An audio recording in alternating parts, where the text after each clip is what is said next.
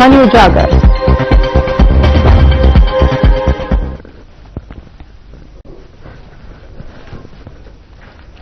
नमस्कार, उत्तराखंड की खबरों में आपका स्वागत है। मैं हूं आपके साथ शैलजा त्यागी। तो मुख्यमंत्री पुष्कर सिंह धामी ने अग्निवीर भर्ती प्रशिक्षण केंद्र का निरीक्षण किया। इस दौरान उन्होंने प्रशिक्षण व्यवस्थाओं का गहनता से जायजा लिया। भविष्य में मुख्यमंत्री धामी प्रत्येक जिले में भ्रमण के दौरान अग्निवीर भर्ती प्रशिक्षण केंद्रों का निरीक्षण करेंगे। मुख्यमंत्री ने अग्निवीर भर्ती की तैयारी कर रहे युवाओं से सीधे संवाद कर उनके प्रशिक्षण अनुभव, दिनचर्या और चुनौतियों के बारे में जानकारी ली। साथ ही उन्होंने युवाओं से यह भी पूछा कि उन्हें प्रशिक्षण के दौरान किन किन सुविधाओं की आवश्यकता महसूस हो रही है।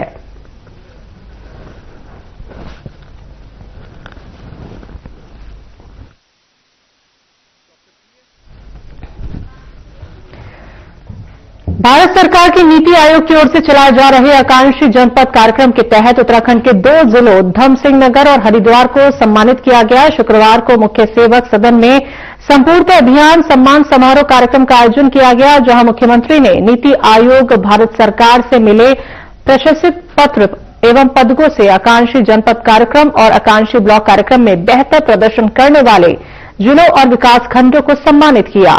इस दौरान मुख्यमंत्री ने Uttarakhand at 25A Himalayan state with infinite possibilities पुस्तक का विमोचन भी किया। ये परीक्षा भी देंगे, बड़ा अच्छा लगता है जब आपको बार बार चुनौती मिले और आप बार बार उस चुनौती को पार पाएं, बार बार चुनौती में और अच्छा करके दिखाएं। जैसे क्या है, वो तप तप के सोना क्या बनता है, कुंदन बनता है, उसकी चमक जो है और निखरती है। तो ये मौका भी हमको इसीलिए मिल रहा होगा, भगवान शायद यही इसीलिए यही पूरी तरह से आपको परीक्षाओं में पास करते करते वो उसकी कोई नीति होगी, कोई नियोजन होगा। तो मुझे आप सबको बताते हुए खुशी है कि दिसंबर 2023 में ये हमारा समिट के समझौतों पर हस्ताक्षर हुए थे और जुलाई 2025 में देश के गृह मंत्री जी ने आकर हमारी ग्राउंडिंग सेरेमनी में भाग लिया और हमारे 1,01,000 करोड़ की ग्राउंडिंग अभी तक पूरी हो चुकी है। मुख्यमंत्री पुष्कर सिंह धामी ने निर्देशक ऋषभ कोहली और प्रशांत उपाध्याय के निर्देशन में परिवर्तन पिक्चर के बैनर तले बनी documentary the great Himalayan rescue Uttarakhand के टीजर और पोस्टर का विमोचन किया। मुख्यमंत्री पुष्कर सिंह धामी ने कहा कि the great Himalayan rescue documentary में सामूहिक प्रयास और मानवीय संवेदनाओं का जीवंत चित्रण है और Silkyara tunnel rescue operation Uttarakhand के इतिहास में एक प्रेरणादायक अध्याय बन चुका है, जहां सभी एजेंसियों, प्रशासन और स्थानीय लोगों ने अभूतपूर्व समन्वय के साथ कार्य किया है। तो मुख्यमंत्री ने आगे कहा कि इस डॉक्यूमेंट्री के माध्यम से लोग इस अभियान में तकनीकी दक्षता, राज्य के जज्बे की झलक देखेंगे।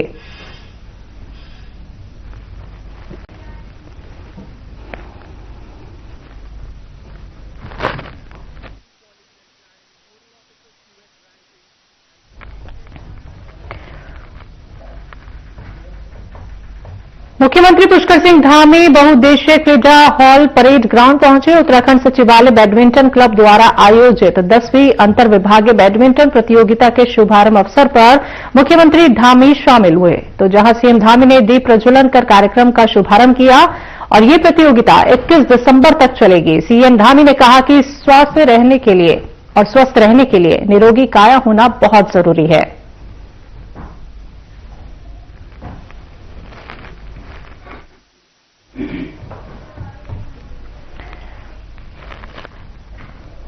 मुख्यमंत्री पुष्कर सिंह धामी ने देहरादून में डालनवाला कोतवाली का औचक निरीक्षण किया, जहां कोतवाल अपनी ड्यूटी से अनुपस्थित पाए गए। सीएम धामी ने तत्काल कोतवाल को लाइन हाजिर करने के निर्देश दिए। मुख्यमंत्री ने कहा कि कानून व्यवस्था और जनसेवा जैसे संवेदनशील दायित्वों में किसी भी स्तर की लापरवाही बर्दाश्त नहीं की जाएगी।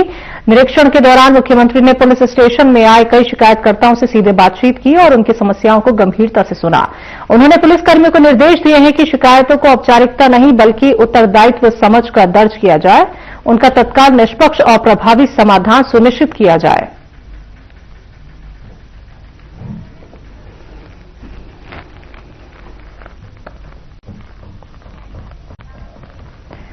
मुख्यमंत्री पुष्कर सिंह धामी की अध्यक्षता में ग्राम्य विकास एवं पलायन निवारण आयोग उत्तराखंड की 10वीं बैठक हुई। इस बैठक में पलायन पर विस्तार से चर्चा हुई। सीएम धामी ने कहा कि पलायन की समस्या राज्य के लिए एक बड़ी चुनौती रही है, लेकिन पिछले 4-5 सालों में रिवर्स पलायन को प्रोत्साहित करने की दिशा में राज्य सरकार ने तमाम महत्वपूर्ण कदम उठाए हैं। मुख्यमंत्री ने कहा कि ग्रामीण क्षेत्रों में लोगों की आजीविका के साधन बढ़ाने के लिए तमाम योजनाएं लागू की गई हैं। इन योजनाओं के तहत लोन लेने पर पात्र लाभार्थियों को अनुदान भी दिया जा रहा है, जिससे ग्रामीण अर्थव्यवस्था को गति मिल रही है। सीएम ने अधिकारियों को निर्देश दिए हैं कि राज्य भर में प्रवासी पंचायतों का आयोजन किया जाए, जिनमें देश एवं विदेश में कार्यरत प्रवासियों को आमंत्रित किया जाए।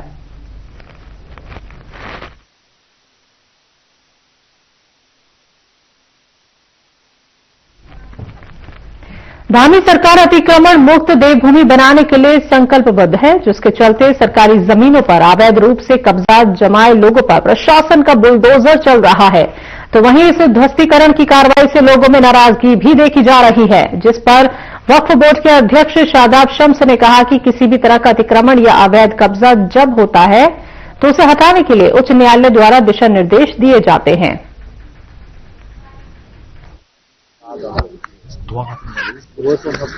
देखिए, मैं कह रहा हूं किसी भी तरह का अतिक्रमण, किसी भी तरह के अवैध कब्जे जब होते हैं तो उन अवैध कब्जों को हटाने के लिए माननीय न्यायालय की तरफ से, उच्च न्यायालय की तरफ से लगातार दिशा निर्देश मिलते हैं, और जब दिशा निर्देश मिलते हैं तो सरकारें उसके खिलाफ कार्रवाई करती हैं। और मेरे युवा मुख्यमंत्री का मत बिल्कुल स्पष्ट है, सही को छेड़ना नहीं है और गलत को छोड़ना नहीं। बीजेपी के सोशल मीडिया पर वायरल एक एआई जनरेटेड वीडियो को लेकर सियासी विवाद तेज हो गया है। वीडियो में पूर्व मुख्यमंत्री हरीश रावत को कथित तौर पर विवादित शब्दों के साथ दिखाया गया है, जबकि मुख्यमंत्री पुष्कर सिंह धामी को बुलडोजर एक्शन से जोड़ा गया है। मामले में बीजेपी प्रदेश महामंत्री ने कांग्रेस पर तुष्टीकरण की राजनीति करने का आरोप लगाते हुए कहा कि देवभूमि उत्तराखंड में इस तरह की राजनीति के लिए कोई स्थान नहीं है। देखिए, कांग्रेस का हमेशा एक इस देश के प्रति एक पुष्टिकरण का जो भाव रहा है, वही कहीं न कहीं हरीश रावत जी ने भी अपने अनेक बयानों में, और जब वो मुख्यमंत्री थे तब भी उन्होंने इस प्रकार के जो कार्य किए हैं, तो उसके कारण से जो उनका वीडियो आया है, तो वो वीडियो कोई ऐसा असत्य नहीं है। उनकी मानसिकता यही है कि तुष्टीकरण के नाते ही कांग्रेस आगे बढ़ना चाहती है, और जबकि उत्तराखंड में इस तुष्टीकरण का कोई स्थान नहीं है। उत्तराखंड देवभूमि है और सनातन को हम लोग मानने वाले हैं, इसलिए एक वर्ग विशेष को हमेशा कांग्रेस प्रोत्साहन देती है, और उसी के कारण से कहीं न कहीं वो वीडियो आई है। जोशीमठ में हो रहे भू धसाव को लेकर वैज्ञानिकों का अध्ययन जारी है। वादीय संस्थान के शुरुआती अध्ययन में ये सामने आया है कि जोशीमठ शहर पुराने भूस्खलन के मलबे पर नहीं, बल्कि ग्लेशियर के प्राचीन मलबे पर बसा हुआ है। वैज्ञानिकों के अनुसार ये मलबा करीब 7000 साल पुराना है। तो फिलहाल अध्ययन जारी है और आगे और तथ्यों के सामने आने की उम्मीद है। अभी जोशीमठ की स्टडी जो है अभी होनी बाकी है। इसमें कुछ नहीं, हमने कुछ वैसे डेट की थी जिसमें डेट्स में जो है हमें ऊपर गोरसों और ओली के आसपास की डेट मिली, जो ग्लेशियर के एडवांसमेंट की, और कुछ मोरेनिक डेट वहां पे मिली हमको, जिसकी एज लगभग 7000 साल के लगभग आई है। तो हम ये एज्यूम कर रहे हैं, बेसिकली हम ये 100% प्रूव नहीं कर सकते जब तक फील्ड वर्क वहां पे हुआ नहीं। हम ये एज्यूम कर रहे हैं कि वहां पे लैंडस्लाइड नहीं थी, बल्कि पूल टाइम में जो वहां पे ग्लेशियर था, होलोसिन के टाइम पे, जो होलोसिन में ग्लेशियर एडवांस हुआ था, उस टाइम पे वहां पे ग्लेशियर लैंड थी।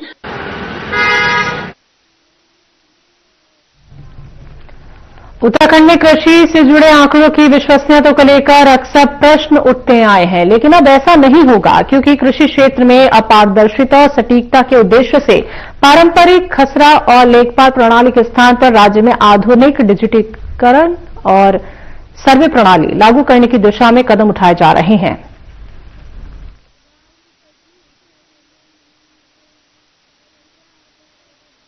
देखिए, हमारे जो सीएचओ डीजी, हमने उनसे कहा कि जो हमारे 95 ब्लॉक हैं उनके माध्यम से न्याय पंचायत तक कृषि की जानकारी होनी चाहिए। राज्य सरकार के उन्नत बीज हम ला रहे हैं, जिस प्रकार यूरिया की जगह नैनो यूज कर रहे हैं, ड्रोन का इस्तेमाल हम कर रहे हैं।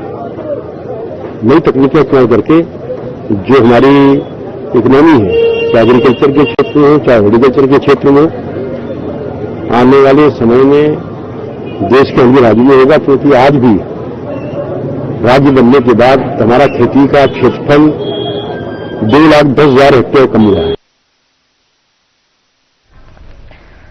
राज्य सरकार द्वारा प्रदेश में शीतकालीन यात्रा सुचारू रूप से संचालित है। सरकार का अनुमान भी है कि आने वाले दिनों में और अधिक इजाफा पर्यटकों का प्रदेश की शीतकालीन यात्रा में होने वाला है।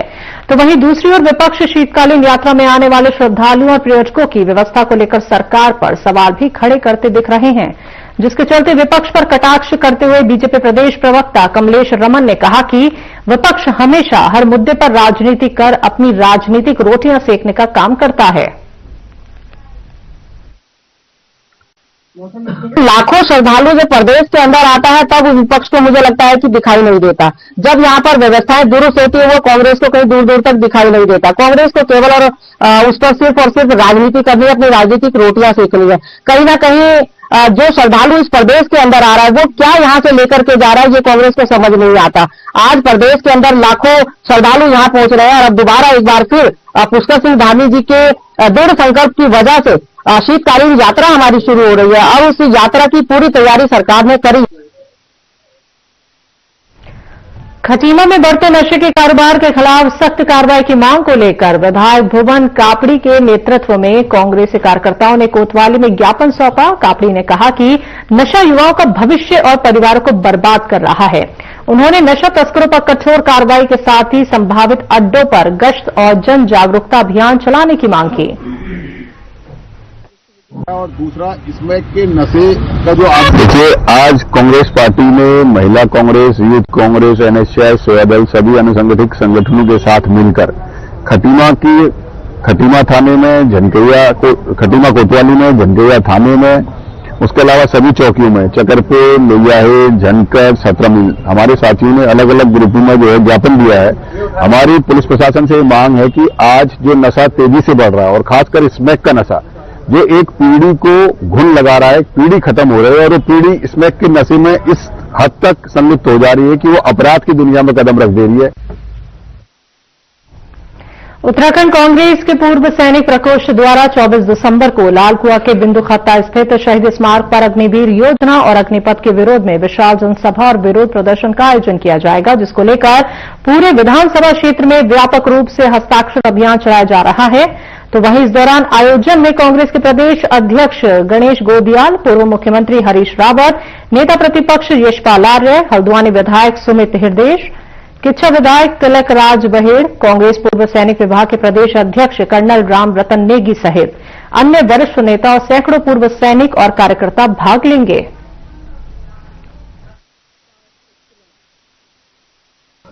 यानी कांग्रेस पार्टी का पूर्व सैनिक और समस्त पूर्व सैनिक जो भी क्षेत्र में इस विधानसभा नैनीताल जिले के हैं, सभी से अनुरोध भी है कि एक विशाल जनसभा और रैली इस लालकुआ बिंदुखत्ते में होने जा रही है, जो कि लालकुआ बिंदुखत्ता के शहीद स्मारक में होगी। हम लोग इसका जो अग्निवीर सरकार ने निकाला है अग्निवीर योजना, इसको पुरजोर विरोध कर रहे हैं हम लोग और क्षेत्र के हर कोई युवा इसके साथ जुड़ा हुआ है और हर कोई ये चाहता है कि वो पहले की स्थिति वो बहाल हो, वही स्थिति लागू हो पुरानी, जिससे कि उनका मान सम्मान बढ़े।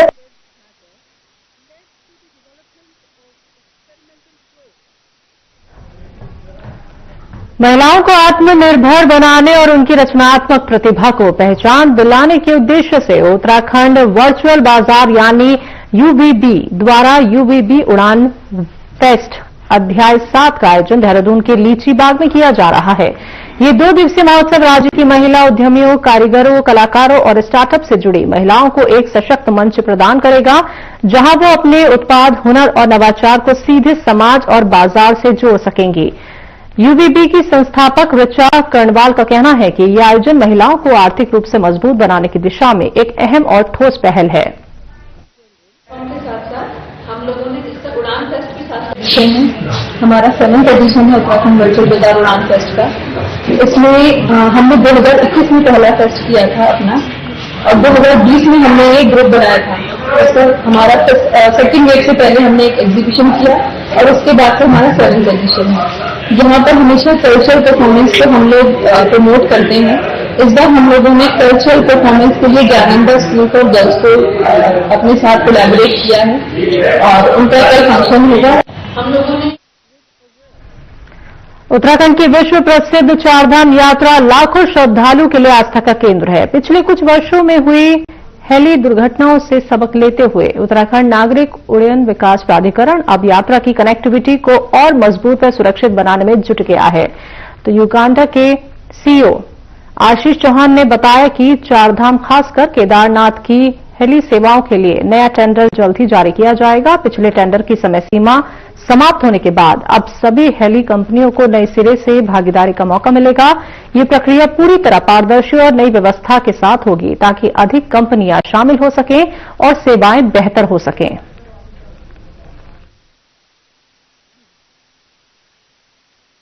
जैसा कि डीजीसी के डायरेक्शन हमें मिले थे और हमें कुछ फ्लाइट्स का शटल्स हमें कम करनी पड़ी थी, लगभग 30% रिडक्शन हम लोगों ने किया था। 184 शटल सेकंड फेज में चलाई गई थी।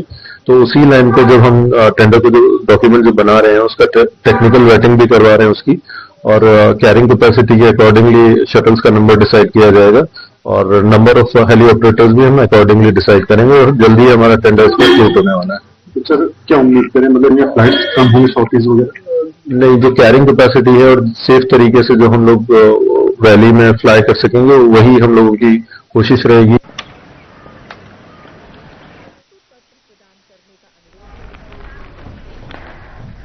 सर्दियों की दस्तक के साथ ही प्रदेश में पर्यटकों की संख्या में इजाफा होने लगा है। साथ ही स्कूलों में होने वाली छुट्टियां भी भीड़ भाड़ को बढ़ाने का काम करती हैं, जिसको देखते हुए देहरादून के एसएसपी ने शहर के कई इलाकों में धरने, प्रदर्शन, रैलियों पर प्रतिबंधित लगा दिया है।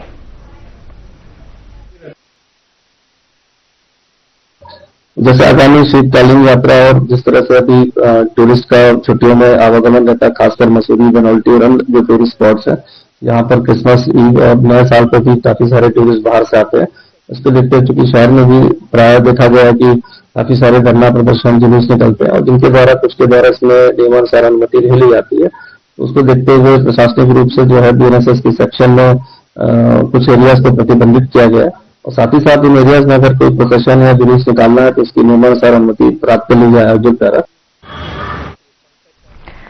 23 दिसंबर से उत्तराखंड खेल विभाग मुख्यमंत्री चैंपियन ट्रॉफी का आयोजन कर रहा है, जिसमें अब तक 1,20,000 से अधिक खिलाड़ियों ने पंजीकरण किया है। इसी के साथ इससे कई खेल स्पर्धाएं भी होंगी जिसमें इनाम भी रखा गया है। वहीं इसको लेकर कांग्रेस सरकार पर हमलावर हो गई है। कांग्रेस प्रवक्ता प्रतिमा सिंह ने मेडल बंदरबाट का जिक्र करते हुए कहा कि क्या चैंपियन ट्रॉफी का नाम मुख्यमंत्री के नाम पर रखने से सरकार की छवि सही हो जाएगी?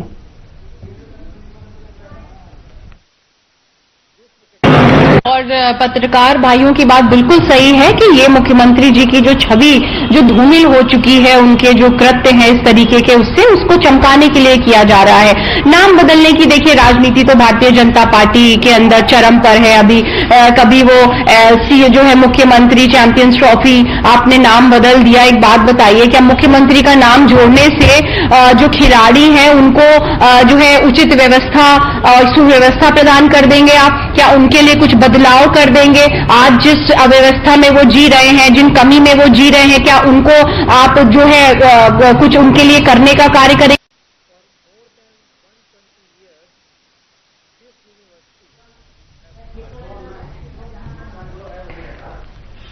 पुरोला विधायक दुर्गेश्वर लाल द्वारा आयोजित पत्रकार वार्ता में COP30 की भारतीय प्रतिनिधि दिव्य ज्योति जलवायु परिवर्तन पर अपने अनुभव साझा करते हुए कहा कि उत्तराखंड जैसे छोटे और संवेदनशील पर्वतीय राज्य में पर्यावरणीय संतुलन का बिगड़ना आने वाले समय के लिए गंभीर चेतावनी है।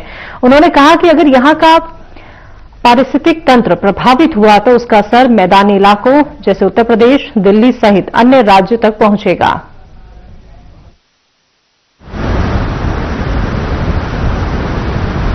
नहीं, मैं इस बात के लिए आपका धन्यवाद करता हूं। आपने चिंता जताई, मुझे भी इस बात की चिंता है कि जो उत्तराखंड जैसे एक छोटा सा राज्य है और पहाड़ी राज्य है, अगर यहाँ का इक्यू लेवल जो है खराब हो जाएगा तो हमारे आने वाला भविष्य जो है चिंता का विषय है। तब आने जैसे आपके मेरठ हो गया, आपके यूपी का क्षेत्र हो गया, दिल्ली हो गया, अन्य राज्य हो गया, तो वहां तो फिर तब रहना ही मुश्किल हो जाएगा। लोग सारे उसका कारण ये भी है, जैसे प्लेन एरिया में ज्यादातर लोग वहां पे जो है वातावरण खराब हो रहा है। हाँ जी, मैं यही कहना चाहूंगी कि पर्वतीय समुदाय की आवाज जो वैश्विक मंच तक में लेके गई, इससे मेरा ताल्लुक यही था कि जो कम्युनिटीज इतने सालों से पर्वतीय क्षेत्रों का, यहाँ पे हरित कवर का जो संरक्षण कर रही है, उनको ग्लोबल लेवल पे एक आवाज मिलनी चाहिए।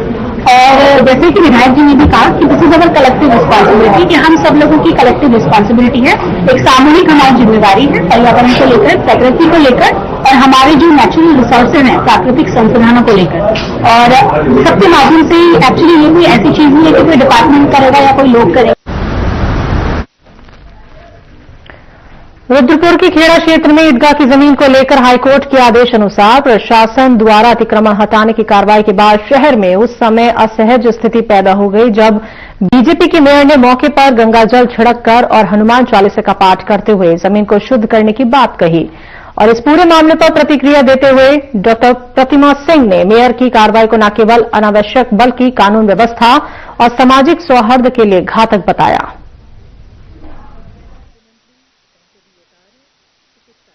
अभी रुद्रपुर की एक घटना सामने आ रही है जिसमें खेड़ा क्षेत्र में ईदगाह की जमीन को खाली कराने का कार्य प्रशासन ने किया है हाई कोर्ट के आदेशानुसार। और उसके बाद जो वहां पे एक बड़ी अजीब सी स्थिति भारतीय जनता पार्टी के मेयर के द्वारा क्रिएट की गई कि उन्होंने गंगा जल छिड़क करके और हनुमान चालीसा का पाठ करके ये कह रहे हैं कि हम जमीन को शुद्ध करने का कार्य कर रहे हैं। ये अपने आप में मुझे लगता है बड़ी ओछी राजनीति का परिचय देने का कार्य कर रहे हैं।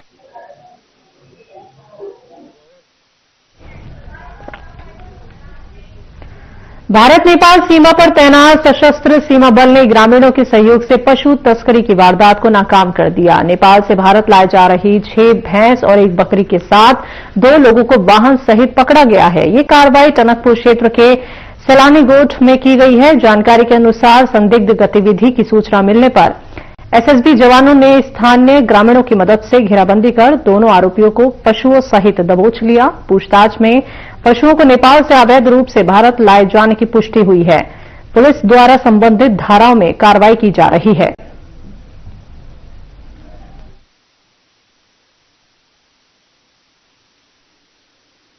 ये नेपाल से तस्करी की जाती है जानवरों की। ये आए दिन का यही हाल है। मतलब कि एक रात में कम से कम 3-4 पिकअप भरे जाते हैं और ये हमारे संज्ञान में आज आया और जनता ने मेरे को बताया। मैं गांव का प्रतिनिधित्व करता हूं, तो मेरे को लग रहा है कि ये जानवर ही नहीं हो सकता है, इसके साथ साथ कुछ और भी धंधा किया जाता होगा। हाँ, मैं अपने सीमा बल से कह रहा हूं और अपनी फोर्स से बोल रहा हूं कि आप लोग सतर्क रहें। आने वाले दिनों में कभी कोई अप्रिय घटना न हो जाए।